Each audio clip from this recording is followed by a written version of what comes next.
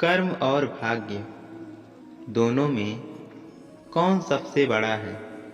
यह सवाल आप लोगों के मन में कभी न कभी जरूर आया हो। भाग्य और कर्म दो ऐसे शब्द जिनसे संसार घिरा है। कोई कहता है मेरे भाग्य में ये नहीं था, नहीं तो मैंने ये कर दिया होता।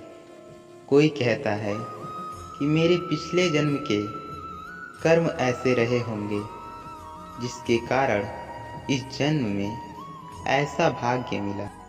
सब छोड़ दीजिए और एक बार शांत मन से सोचिए तो आप जानेंगे कि कर्म और भाग्य दोनों इसी जन्म के हैं।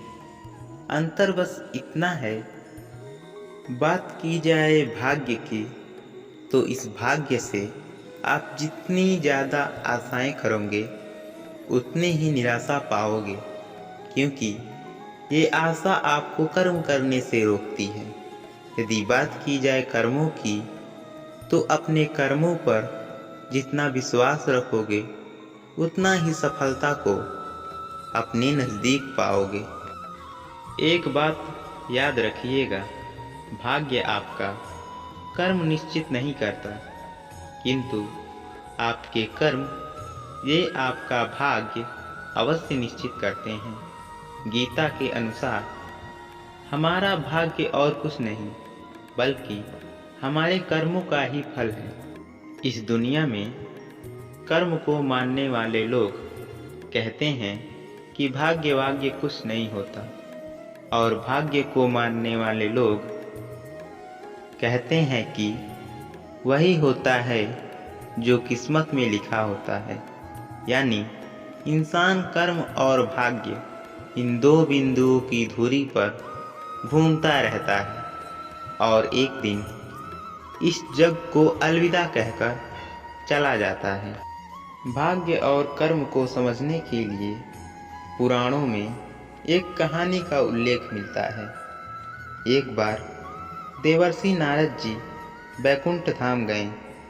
वहाँ उन्होंने भगवान विष्णु को नमन किया। नारद जी ने श्री हरि से कहा, प्रभु, पृथ्वी पर आपका प्रभाव कम हो रहा है। धर्म पर चलने वालों को कोई अच्छा फल नहीं मिल रहा है, और जो लोग पाप कर रहे हैं उनका भला हो रहा है। तब श्री हरि ने कहा, ऐसा नहीं है देवर्षि, जो भी हो रहा है सब नियति के जरिए हो रहा है। नारद जी बोले, मैं तो देखकर आ रहा हूँ कि पापियों को अच्छा फल मिल रहा है और भला करने वाले धर्म के रास्ते पर चलने वाले लोगों को बुरा फल मिल रहा है। भगवान ने कहा, कोई ऐसी घटना बताओ जिससे यह स्पष्ट हो सके। नारद जी ने कहा, अभी मैं एक जंगल से आ रहा हूँ। मैंने देखा वहाँ एक गाय कीचड़ में फंसी हुई थी। कोई उसे बचाने वाला नहीं था। तभी एक चोर उधर से गुजरा। गाय को फंसा हुआ देखकर भी वह नहीं रुका। वह उस पर पैर रखकर कीचड़ लांघकर चला गया।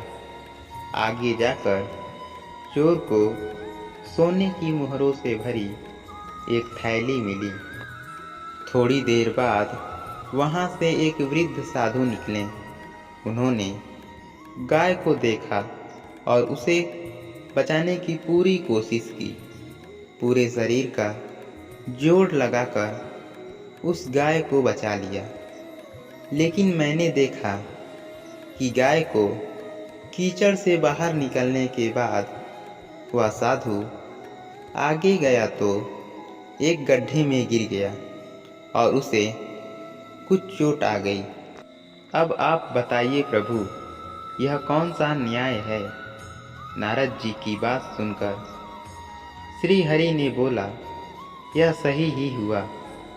जो चोर गाय पर पैर रखकर भाग गया था, उसकी किस्मत में एक खजाना था, लेकिन उसके इस पाप इस कर्म के कारण कुछ मोहरे ही मिली। वहीं उस साधु को गड्ढे में इसलिए गिरना पड़ा क्योंकि उसके भाग्य में मृत्यु लिखी थी, लेकिन गाय को बचाने के कारण उसके पुण्य बढ़ गए और उसकी मृत्यु एक छोटी सी चोट में बदल गई। इंसान के कर्म से ही उसका भाग्य तय होता है। इंसान को कर्म करते रहना चाहिए, उसे भाग्य के भरोसे नहीं बैठना चाहिए, क्योंकि कर्म से भाग्य को बदला जा सकता है। परमात्मा कभी भी हमारा भाग्य नहीं लिखता है।